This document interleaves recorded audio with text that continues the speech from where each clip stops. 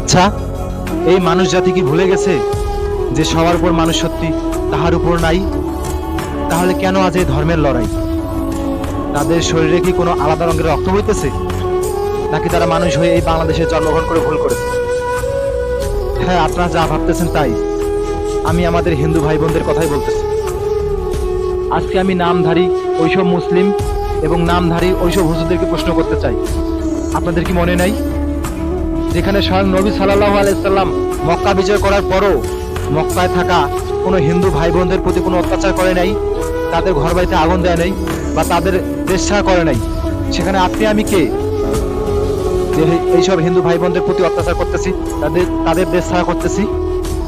আপনারা আমি আপনি কিভাবে পারেন ওইসব মানুষদের গায়ে হাত তুলতে, যাদের সঙ্গে আমাদের শৈশব কেটেছে, যাদের সঙ্গে কতই না রঙের খেল খেলেছি, যাদেরকে আমরা ভাই মনে করতাম, যাদের